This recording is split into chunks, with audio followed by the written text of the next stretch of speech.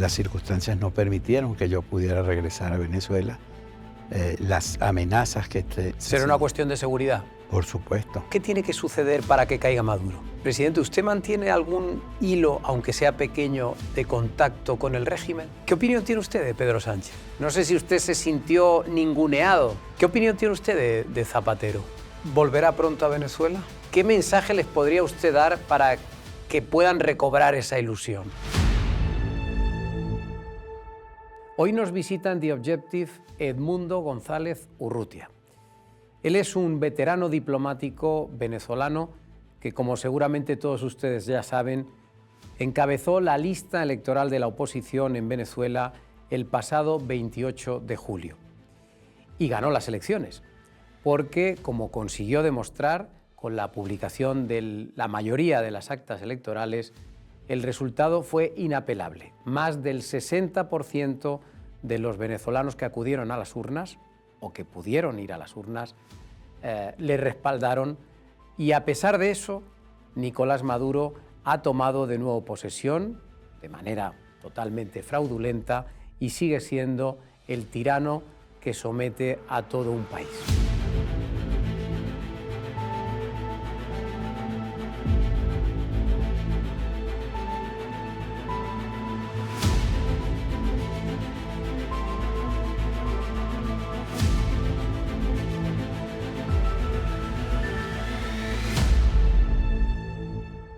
Presidente González, bienvenido. Muchísimas gracias, muy buenas tardes.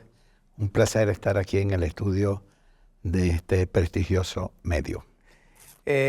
¿Cómo le va en España? Muy bien, a pesar de las condiciones en las que estoy. Si yo viniera de paseo o de turista, estuviera mejor. Pero vengo en una condición distinta, en unas circunstancias de asilado político que me ha concedido generosamente el gobierno de España. ¿Cómo es su vida aquí? Cuéntenos un poco su día a día, ¿en qué consiste? Mi día a día se reparte entre las acciones internacionales que estamos llevando a cabo para denunciar al régimen de Maduro y las definiciones que hacemos del trabajo día a día que empezamos a hacer desde aquí, desde Madrid. Nuestras tareas están orientadas a desenmascarar todo lo que ocurre en Venezuela. Ya nosotros estamos en una fase donde hay violaciones sistemáticas de derechos humanos, hay crímenes de lesa humanidad, hay desapariciones forzosas, y eso en lo que hace a derechos humanos. Y un clima político enrarecido, con circunstancias pues muy complicadas. Ejercer la función política hoy día en Venezuela no es nada fácil. Es una tarea que implica riesgos a la seguridad personal. Y eso es lo que está ocurriendo hoy en día en Venezuela. Uh-huh. Yo traía también, no sé si lo tengo a la mano, el número de medios de comunicación que han sido cerrados desde el año 2004. Son cerca de 400. Eso incluye, por supuesto, emisoras de radio, emisoras de televisión, prensa escrita. Como comprenderás, en ese clima tú no puedes hablar de que estás ejerciendo una democracia plena. Uh-huh. Usted, desde que salió de Venezuela el 8 de septiembre, Uh-huh. ha desplegado sobre todo también una intensa gira internacional que le ha llevado a numerosos países y a Sí. verse con importantes líderes mundiales. No sé qué balance hace usted de esos viajes. Mira, el balance es altamente positivo. No solamente por el número de personas, figuras políticas con quienes me he reunido, sino por el tratamiento recibido, la receptividad que hemos tenido a nuestros planteamientos en todos los lugares que hemos visitado y con todas las personalidades con quienes nos hemos reunido, que no son pocas. Uh-huh. Me gustaría saber si usted echa de menos Venezuela. Supongo que sí. Pero por supuesto, por supuesto. ¿Qué es lo que más añora de Venezuela? No, mi país, todo. Yo tenía una rutina de trabajo y de vida que comenzaba muy temprano desde el balcón de mi casa, viendo el Valle de Caracas, alimentando a las guacamayas que venían a comer a mi mano y todo. O sea, lo que puedes tú esperar de una vida normal, de una familia sencilla, sin sobresaltos, ejerciendo lo que estás obligado a hacer. Allí ha dejado usted a una parte de su familia, Así es. Otra está aquí con usted en Madrid, y en concreto, creo que fue el 7 de enero, usted tuvo la noticia de que habían secuestrado a Rafael Tudares, que es su yerno. Así es. Además lo hicieron en unas condiciones penosas porque creo que estaban los hijos, ¿no?, de su yerno delante, sus nietos. No sé si tiene usted alguna noticia de él. ¿Sabe algo? No se sabe absolutamente nada de ese secuestro, de esa desaparición forzada. Fue hecho en horas del mediodía, delante de sus hijos de 4 y 5 años. Y hasta hoy no se sabe dónde está, en qué condiciones está. Mi hija ha ido a todos los centros de detención que hay en Caracas, a todos sin excepción. Y en todos, invariablemente, la respuesta es la misma: aquí no está. Cuando estuvo en una reunión en la Defensoría Pública, el abogado que la atendió le dijo: nosotros hemos dictado como centro de detención el Rodeo 1, en una de las prisiones de Cabrera. Ellos fueron allí, aquí no está. Aquí no se encuentra ese señor. En alguna oportunidad incluso ella entregó, en una de esas visitas que hizo, un grupo de medicinas y algo de ropa. Y a la semana siguiente, cuando volvió, no, aquí no ha venido nadie, aquí no nos han dejado nada. Ese es el tipo de tortura psicológica que están aplicando en Venezuela. Pero ustedes no tienen ni siquiera constancia de que esté vivo. Nada, ni una palabra. Ni una llamada telefónica, ni una prueba de vida. Que son circunstancias que están previstas en nuestro ordenamiento jurídico, que tienes derecho a una llamada de tu familia y al contacto con tus abogados de confianza. Nada de eso ha sido posible. Desde el 7 de enero. Desde el 7 de enero. ¿Y usted ha podido hablar con sus nietos que presenciaron la escena o sabe un poco en qué circunstancias fue? Sí los veo, no les toco el tema, por supuesto, claro, porque es algo penoso y son pequeños. No quiero refrescarles ese momento desagradable que vieron, pero sí, hablo, yo diría que todos los días con ellos, porque hoy en día con las técnicas de telecomunicaciones, vía Zoom, puedes hablar perfectamente, y lo hago con frecuencia, hasta 2 y 3 veces al día. ¿Y su hija cómo está?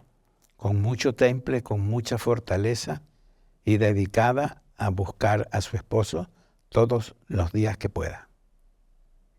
Claro, el problema es que me imagino que para usted debe ser muy duro ser consciente de que probablemente su yerno esté ahora mismo en la cárcel porque usted se ha metido en política y ha ganado las elecciones. De eso estoy absolutamente seguro. Ese es un secuestro, una desaparición forzada que es hecha contra mí, como dirigente que ganó unas elecciones con una importante votación muy superior a la del otro candidato. Ese secuestro es para mí, es para una extorsión hecha a Edmundo González, a ver si pueden doblegarlo y dejarlo fuera de la carrera. O sea, ¿usted cree que con ese secuestro están intentando que usted se calle, no? Exactamente. Pero no lo han logrado y no lo van a lograr. ¿Y se siente usted un poco culpable de ese padecimiento de su yerno? Bueno, ¿cómo quieres que no acepte uno en cierta forma un grado de responsabilidad en eso? no teniendo alguna, porque eso no debería haber ninguna razón para que tú tengas culpa de eso. A él lo están inculpando solamente por el hecho de ser mi yerno. Y lo que es más grave, que en el ordenamiento jurídico venezolano tú no puedes traspasar esas responsabilidades a otros miembros de la familia. Claro. Está su yerno secuestrado, pero tenemos noticias de que hay cientos, si no miles, de personas que están en una situación parecida, porque yo mismo tengo conocimiento de algún caso más o menos cercano de gente, incluso con nacionalidad española, con las dos nacionalidades, que están también encerrados en un centro de detención, sin posibilidad de ver a sus familiares. La verdad es que la situación ahora mismo en Venezuela es dantesca, ¿no? Absolutamente, absolutamente, y eso que cuentas es así.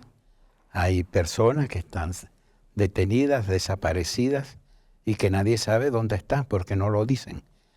Y están sometidos a esa, porque ese es otro tipo de tortura, una tortura blanda, una tortura blanca, como dicen, que es la que también te afecta, ¿no? Porque tú tienes un familiar, un esposo, un hijo, una hija, que está en esas circunstancias y tú estás sufriendo una carga importante en esa.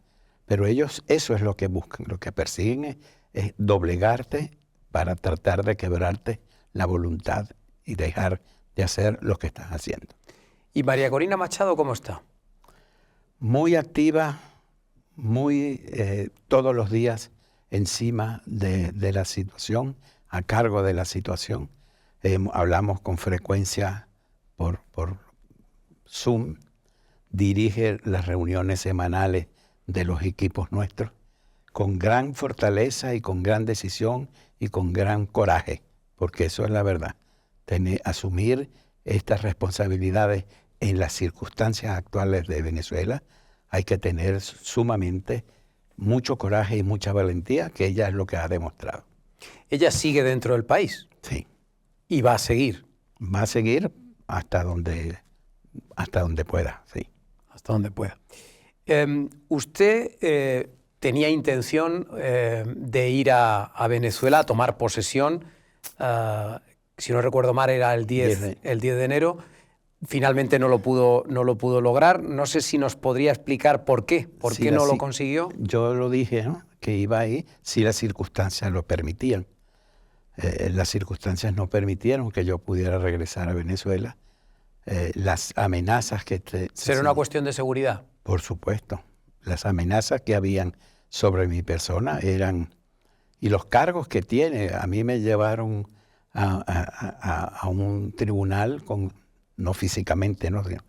Llevaron los cargos que me hacen son terribles. Y eso mismo, lo cual también es ilegal, se lo están trasladando a mi yerno. Claro. Esos exactamente los mismos cargos que me hicieron a mí. Perdida esa opción de tomar posesión el 10 de enero, ¿cuál es el plan ahora mismo? Seguir trabajando hasta que logremos recuperar la democracia en Venezuela. Y lo estamos haciendo con mucha fuerza, con muchas ideas, con mucho valor, con mucho entusiasmo. Y todas las cosas que hacemos están respaldadas por la gran mayoría de los venezolanos que nos acompañan en este esfuerzo para recuperar la libertad y la democracia en Venezuela. ¿Pero qué tiene que suceder para que caiga Maduro? Que le corten el respaldo que tiene, básicamente de los sectores de las Fuerzas Armadas. O sea, la clave es el ejército. Sí, las Fuerzas Armadas. ¿Y usted cree que eso va a suceder pronto? Es decir, que pierda el apoyo de las Fuerzas Armadas. Allá había un dirigente político en Venezuela que decía que los militares eran leales hasta que se dejaban de serlo. Algo de eso puede ocurrir en Venezuela. ¿Y qué tiene que pasar para que dejen de apoyarle? Bueno, que le quiten el respaldo Pero ¿y se les puede incentivar a quitarle el respaldo? Yo creo que todas las cosas que estamos haciendo nosotros, que las hacemos de manera transparente, diáfana, de cara al país, es la forma en que se revela que el gobierno no tiene la razón. Cuando tú estás haciendo uso de la verdad y de la razón que tienes, se nota, la diferencia se nota muy claramente. Cuando vamos al interior del país y te reciben con ese entusiasmo, con ese cariño, con esas muestras de afecto. Si se hubieran respetado los resultados de las elecciones y si no se hubiera impedido el voto de los venezolanos en el exterior, como lo hicieron, la diferencia hubiese sido aún mayor, aún mayor. No 70-30, sino a lo mejor 80-20. Presidente, ¿usted mantiene algún hilo, aunque sea pequeño, de contacto con el régimen, de alguna manera, o no? No. ¿No hay ningún tipo de conversación? Yo en lo personal no. Puede ser que hayan algunos actores que sí lo tengan. O sea, ¿hay alguien que esté hablando? Es posible que hayan habido conversaciones con el régimen, porque bueno, de eso se trata la política. Tú no puedes cerrar todas las puertas. El diálogo es la esencia y la naturaleza de la política. Pero la solución que usted prevé para que llegue por fin la democracia a Venezuela es una transición ordenada, supongo que fruto del diálogo. Ordenada y en paz. Ese fue el mensaje que nosotros transmitimos durante la campaña electoral. Una transición ordenada y sobre todo en paz y de acuerdo a las pautas que tiene la Constitución. ¿Qué le parece lo que está haciendo Donald Trump y sobre todo lo relacionado con Venezuela desde que está en el poder? Estas primeras semanas, lo que está haciendo Estados Unidos, ¿a usted le gusta? ¿Se siente cómodo? ¿Le gustaría un poquito más? Yo no me quiero meter en esas honduras porque es complicado. Trump está metido ahorita en el epicentro de la política mundial con las crisis en Ucrania, con las otras crisis en el Medio Oriente. Yo prefiero dedicarme y pensar en la solución de los problemas que atañen a los venezolanos y que ese cambio que aspiramos lo logremos en paz y que se restituyan las libertades democráticas en Venezuela. Pero entiendo que es fundamental también el papel que desempeña Estados Unidos, ¿no? en ese proceso, ¿no? Estados Unidos y la comunidad internacional en su conjunto, porque del apoyo internacional es fundamental para nosotros lograr lo que estamos propiciando. ¿Cree usted que el conflicto territorial que hay con Guyana puede desencadenar algún tipo de represalia, por ejemplo, de Estados Unidos que ayude a acabar con Maduro o no? Bueno, el gobierno está haciendo algunas provocaciones en ese sentido, como por ejemplo la designación de un número de diputados electos por la zona en reclamación. Pero yo creo que eso no va a pasar de allí. Eso no va a pasar, eso no va a suceder. Hablaba usted antes de la gira internacional que ha llevado a cabo. Me decía que estaba razonablemente satisfecho de todo del apoyo que ha recibido, pero no sé hasta qué punto, en fin, se podría esperar más, por ejemplo, de países como España, que todavía no le han reconocido a usted oficialmente como presidente electo. ¿Por qué cree usted que hace esto el gobierno español? Mira, el gobierno español hizo lo que tuvo que hacer cuando mi llegada al país. Me ofreció facilidades para el transporte de Caracas a Madrid. Me ofreció facilidades para mi condición de asilado político en España, cosa que ese es el estatus en lo que estoy. Y yo siempre me he mantenido al margen del debate político interno de la política española, que en cierta forma hubo algunos intentos cuando yo llegué de estar utilizando mi caso como parte del debate interno de la política, al punto que yo tuve que hacer una declaración desmarcándome de ese sentido. Yo, por eso te digo, prefiero que mantenerme en la posición que estoy, Yo agradezco a las autoridades españolas el tratamiento que he recibido, las facilidades que me han brindado, la protección que me está dando, que ya es bastante decir. Pero el Parlamento Europeo a usted sí que le reconoció como presidente electo y el gobierno no. No sé si le gustaría que a lo mejor España diera un paso más. Bueno, siempre sería muy grato, por supuesto. Claro. ¿Qué opinión tiene usted de Pedro Sánchez? Que es el jefe de gobierno de España. La reunión que tuvo con él en la Moncloa, ¿cómo fue? Fue una reunión muy grata, muy cordial, donde me puso a disposición las facilidades que me podía ofrecer el gobierno español, y no tengo sino palabras de reconocimiento, es la verdad. ¿Sabe usted que hubo cierta polémica? Porque normalmente cuando el presidente del gobierno español recibe a un mandatario internacional, pues se le da un cierto tratamiento protocolario, se le ofrece una reunión en el despacho, con una rueda de prensa posterior. Con usted no hubo nada de esto, con usted hubo una especie de paseo por los jardines. No sé si usted se sintió ninguneado. Yo me sentí muy a gusto porque compartimos un desayuno, prácticamente él, yo y mi hija que estuvo presente en el desayuno. Yo me sentí muy cómodo y creo que ese es un gesto de mucha cordialidad también. ¿Qué opinión tiene usted de Zapatero? Yo entiendo que él jugó un papel en las negociaciones para mi salida de Venezuela, y lo cual a él le agradezco. Entiendo que intervino con los emisarios del régimen que estuvieron negociando mi salida del país. Negociaciones que fueron incómodas, bajo presión. Yo utilicé un término en Venezuela cuando dije que había sido bajo coacción, lo cual es cierto. Por eso para mí ese acuerdo, entre comillas, no tiene mayor validez, porque todo acuerdo firmado o aceptado bajo coacción no puede tener validez. Digamos, para recordárselo también a los espectadores, que usted estuvo durante un tiempo acogido en la Embajada de Países Bajos, luego pasó a la Española, que está prácticamente al lado.